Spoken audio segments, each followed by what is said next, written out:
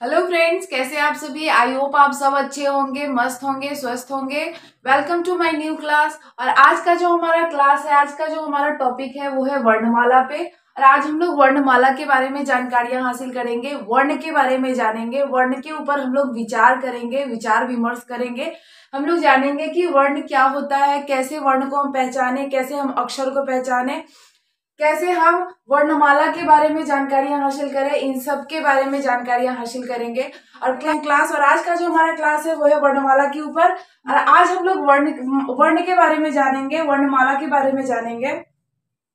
Direct वर्ण के ऊपर, वर्ण के पास जाने से पहले हम लोग वर्णमाला में जानने से पहले, वर्णमाला को जानने से पहले हम लोग उससे पहले जो कुछ टॉपिक्स है वो सारे मैंने यहाँ लिख के रखे हैं, आप लोग देख सकते हैं। हम लोग कुछ टॉपिक्स को जान लेते हैं जिससे हमें आगे वर्ण और वो अक्षर इन सबको पहचानने में, इन सबको जानने में हमें सहूलियत होगी। तो आइए हम लोग चर्चा करते हैं। सबसे पहला जो हमारा टॉपिक है वो है भाषा। संस्कृत के भाष शब्द से बना है जिसका अर्थ होता है बोलना।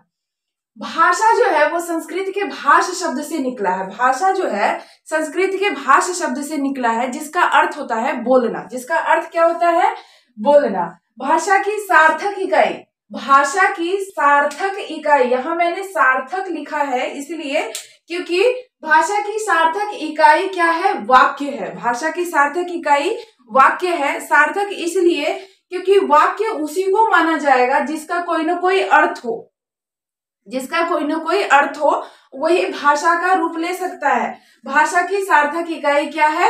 वाक्य है। ऐसा नहीं है कि हम कुछ भी बोल दिए और वो वाक्य का रूप ले ले। वो वाक्य होगा लेकिन वो सार्थक नहीं होगा, उसका कोई अर्थ नहीं निकलेगा। इसीलिए भाषा की सार्थक इकाई क्या है? वाक्य है। वाक्य से छोटी इकाई उपवाक्य है। वाक्य से छोटी इकाई क्या है? उपवाक्य है। वाक्य से छोटी इकाई उपवाक्य है। उपवाक्य से छोटी इकाई पदबंध है। उपवाक्य से छोटी इकाई क्या है? पदबंध है। पदबंध से छोटी इकाई पद यानी शब्द है। पदबंध से छोटी इकाई क्या है? पद यानी कि शब्द है। पद यानी शब्द से छोटी इकाई क्या है? अक्षर है। पद यानी शब्द से छोटी इकाई क्या है? अक्षर है। अक्षर से छोटी इकाई ध्वनि या वर्ण है। अक्षर से छोटी इकाई क्या है? ध्वनि या वर्ण है। सबसे पहले ध्वनि, ध्वनि उसके बाद वर्ण, वर्ण के बाद क्या बना? अक्षर बना। अक्षर के बाद क्या बना? शब्द या पद बने। पद या शब्द के बाद क्या बने? पदबंध बना। और पदबंध के बाद क्या है? उपवाक्य बना। उपवाक्य के बाद वाक्य, और वाक्य जब तैयार होता है तो वो एक भाषा का रूप ले लेता है। वाक्य सबसे जो है सबसे छोटी क्या है? वर्ण या ध्वनि या वर्ण है। तो यहां से हमें स्टार्ट करने के लिए हमें इनको समझना जरूरी था। अब देखिए, जैसे राम शब्द में दो अक्षर है। राम शब्द में क्या है? दो अक्षर है, एक रा और एक म। रा म तथा चार वर्ण है उसमें। अब हम जब वर्ण पढ़ेंगे ना तो हम इसको, इस चीज को अच्छे से समझेंगे। अभी मैंने एक एग्जाम्पल आप लोग को बताया है कि राम शब्द में दो अक्षर है, रा और म, और चार वर्ण है। कैसे? देखिए, र हलंत आ क्या बना? रा। म हलंत अ क्या बना? म। तो हो गया राम। तो पूरा वाक्य, पूरा जो शब्द हो जाएगा वो क्या हो जाएगा? राम। और जब हम रा और म बोलेंगे तो ये एक अक्षर हो जाएगा, ये एक एक अक्षर हो जाएगा। और ये राम जो है ये पूरा एक शब्द हो जाएगा। लेकिन इसमें चार वर्ण है, र हलंत आ, म हलंत अ, रा म। अब हो जाएगा, यानी कि हम लोग जो बोलते हैं ना र, तो ये र जो है ना ये पूर्ण है, लेकिन जब हम इसे तोड़ेंगे ना तो ये हो जाएगा र हलंत जमा अ, ये हो जाएगा इसका। इसे ही वर्ण कहते हैं। इसे ही हम क्या कहते हैं? वर्ण कहते हैं। र जो है वो दो टुकड़ों में बट जाएगा, यानी कि र हलंत और अ, एक वर्ण ये हो जाएगा, एक वर्ण ये हो जाएगा। एक पूरा र दो वर्णों से मिलकर बना हुआ है। तो हम इसे ऐसे लिखेंगे, जब इसे हम वर्ण के रूप में तोड़ेंगे तो हम इसे ऐसे ही लिखेंगे, र हलंत और अ। तो चलिए इन सारे टॉपिक्स पे हम लोगों ने चर्चा किया। भाषा संस्कृत के किस शब्द से बना है, वाक्य क्या है, उपवाक्य क्या है, कैसे हम छोटे से बड़े की तरफ बढ़ेंगे, इसके बारे में मैंने आप लोग को बताया है। अब हम लोग वर्ण की तरफ बढ़ते हैं। अब हम लोग जानते हैं कि वर्ण क्या है, वर्ण में क्या क्या आता है, कौन कौन से वर्ण हैं, इन सब के बारे में हम लोग चर्चा करते हैं। तो चलिए अब हम लोग वर्ण की तरफ बढ़ते हैं। और आज का हमारा ये वर्णमाला का जो था, उससे पहले हमें ये कुछ टॉपिक्स थे जिनका आप लोग स्क्रीनशॉट ले लीजिए, ताकि आप लोग को पढ़ने में सहूलियत होगा और आसानी होगी। कुछ चीजों को हम देख लेते हैं ना, तो हमें याद हो जाता है, माइंडेड हो जाती है वो बातें। तो मैं चाहूंगी कि आप लोग इसका स्क्रीनशॉट ले ले, फिर हम लोग आगे की तरफ बढ़ते हैं। तो चलिए अब हम लोग वर्ण की तरफ बढ़ते हैं और जानते हैं कि वर्ण क्या है, वर्ण किसे कहते हैं, वर्ण क्या क्या, कौन कौन से जो अक्षर है वो वर्ण है, वर्ण हमें कैसे लिखना होता है। चलिए इन सब के बारे में जानते हैं।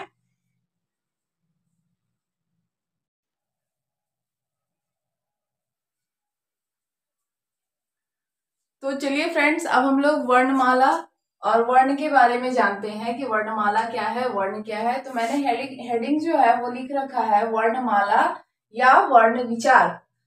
वर्ण विचार या वर्णमाला को समझने से पहले हमें वर्ण को समझना होगा कि वर्ण क्या है, वर्ण किसे कहते हैं, इसकी परिभाषा क्या है, वर्ण को हम कैसे पहचानेंगे। तो सबसे पहला हमारा टॉपिक है वर्ण किसे कहते हैं, यानी कि वर्ण की परिभाषा। वर्ण उस मूल ध्वनि को कहते हैं जिसे और अधिक खंडित नहीं किया जा सकता। यानी कि वर्ण उस मूल ध्वनि को कहते हैं। वर्ण उस मूल ध्वनि का मतलब होता है जो उच्चारित होता है, उसे कहते हैं जिसे और अधिक खंडित नहीं किया, जिसे और अधिक तोड़ा नहीं जा सकता, उसे क्या कहते हैं, वर्ण कहते हैं। वर्ण उस मूल ध्वनि को कहते हैं जिसे और अधिक खंडित नहीं किया जा सकता। वर्ण उस मूल ध्वनि को कहते हैं जिसे और अधिक खंडित नहीं किया जा सकता। जैसे मैंने एग्जाम्पल में यहाँ लिखा है राम। राम जो है उसमें 4 वर्ण है और 2 अक्षर है। तो र हलंत आ जमा र हलंत जमा आ जमा म हलंत जमा अ। तो ये 4 वर्ण है, ये चारों वर्णों को मिलाकर जो एक शब्द बनेगा वो हो जाएगा राम।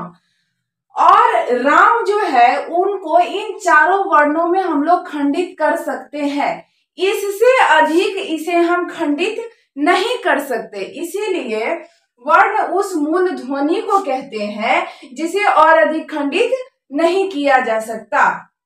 इससे ज्यादा हम इसे खंडित नहीं कर सकते, इससे ज्यादा हम इसे तोड़ नहीं सकते हैं। और जब इन सबको मिलाएंगे तो राम एक पूरा शब्द का रूप ले लेगा। और जब इसे राम शब्द को हम तोड़ेंगे तो र हलंत जमा आ हलंत जमा म हलंत जमा अ, ये क्या है, ये वर्ण है।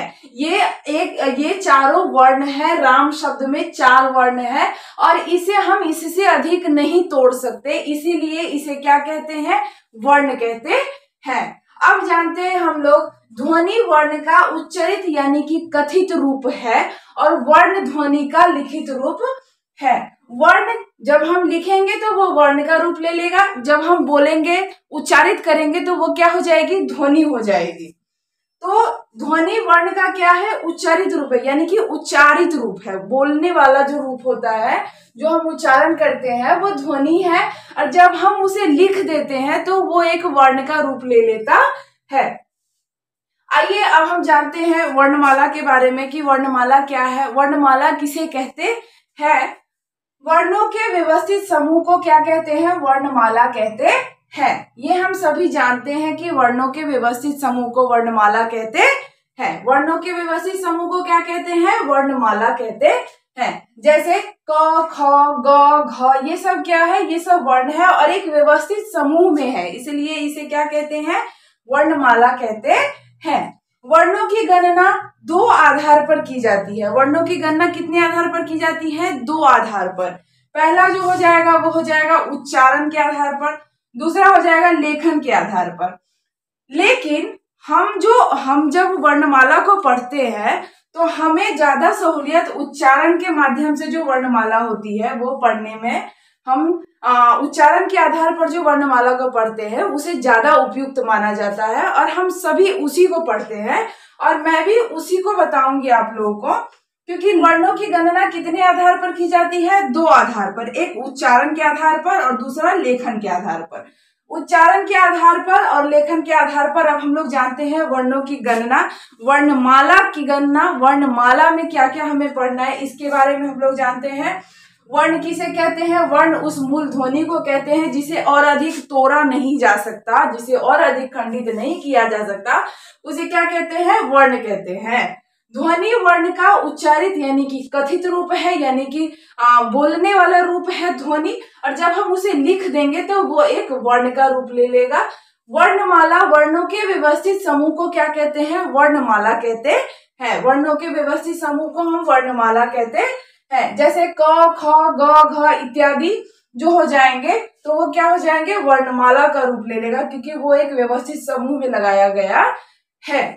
वर्णों की गणना कितने आधार पर की जाती है? 2 आधार पर, एक उच्चारण के आधार पर और दूसरा लेखन के आधार पर। उच्चारण के आधार पर की गई वर्ण गणना को ज्यादा उपयुक्त यानी कि ज्यादा प्रयोग प्रभावशाली माना जाता है। तो चलिए अब हम वर्णों की गणना के बारे में जानते हैं। उच्चारण के आधार पर और लेखन के आधार पर, दोनों आधार पर हम लोग वर्ण गणना को जानते हैं। चलिए स्टार्ट करते हैं। वर्णमाला या वर्ण विचार में हम लोगों ने वर्ण को जाना, वर्णमाला को जाना, उसके परिभाषा को जाना। अब हम जानते हैं कि वर्ण के कितने भेद होते हैं। डायरेक्ट वर्ण को जानने से पहले हम लोग जानते हैं कि वर्ण के कितने भेद होते हैं और कौन कौन से होते हैं।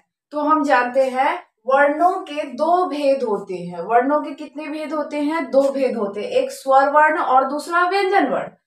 मूलतः हिंदी में उच्चारण के आधार पर 45 वर्ण यानी कि 10 स्वर और 35 व्यंजन, एवं लेखन के आधार पर 52 वर्ण, 13 स्वर और 35 व्यंजन प्लस में 4 संयुक्त व्यंजन होते हैं। 4 क्या होते हैं? संयुक्त व्यंजन होते हैं। तो लेखन के आधार पर कितने हो गए? 52 हो गए, और उच्चारण के आधार पर कितने हो गए? 45 हो गए। तो वर्णों की गणना कितने आधार पर की जाती है? 2 आधार पर की जाती है। ये मैंने आप लोग को बता दिया था, एक उच्चारण के आधार पर, एक लेखन के आधार पर।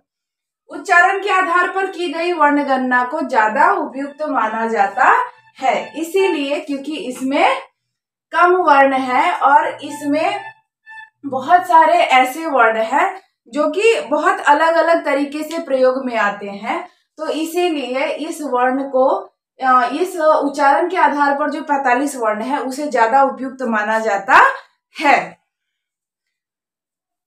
तो हम लोगों ने जाना कि वर्ण किसे कहते हैं, वर्णमाला किसे कहते हैं, कुछ खास टॉपिक्स थे जिनको हम लोगों ने जाना। वर्णों के कितने भेद होते हैं इसके बारे में हम लोगों ने जाना। उच्चारण के आधार पर वर्ण के कितने भेद होते हैं, लेखन के आधार पर वर्ण के कितने भेद होते हैं, ये हमने जाना। और हमने ये भी जाना कि उच्चारण के आधार पर वर्ण के 45 वर्ण में कितने स्वर और कितने व्यंजन होते हैं, और लेखन के आधार पर भी कितने स्वर, कितने व्यंजन, कितने संयुक्त व्यंजन होते हैं, इनके बारे में हम लोगों ने जाना। अब इसके बारे में जो एकदम 10 स्वर कौन कौन से हैं, व्यंजन 35 कौन कौन से हैं, संयुक्त व्यंजन जो 4 है वो कौन कौन से हैं, स्वर वर्ण किसे कहते हैं, व्यंजन वर्ण किसे कहते हैं, इसके बारे में हम लोग नेक्स्ट क्लास में जानेंगे। और आज के लिए बस इतना ही। आई होप कि आप सबको मेरी ये क्लास पसंद आई हो, और अगर मेरी क्लास पसंद आई हो तो मेरे चैनल स्टडी विद निकिता को सब्सक्राइब करिए, मेरे हर क्लास को वॉच करिए, मुझे सपोर्ट करिए, मुझे मेरे क्लास को लाइक करिए और मेरे चैनल को सब्सक्राइब करिए। आप लोग के सपोर्ट के बिना मैं कभी आगे नहीं बढ़ सकती हूँ। So please you support me. And आज के क्लास में बस इतना ही। मिलते हैं नेक्स्ट क्लास में, और नेक्स्ट क्लास में हम लोग जानेंगे स्वर वर्ण किसे कहते हैं, व्यंजन वर्ण किसे कहते हैं, स्वर वर्ण में कौन कौन से वर्ण आते हैं, व्यंजन वर्ण में कौन कौन से वर्ण आते हैं। तो चलिए इस क्लास को यही करते हैं एंड, और मिलते हैं नेक्स्ट क्लास में। तब तक के लिए बाय, लव यू ऑल।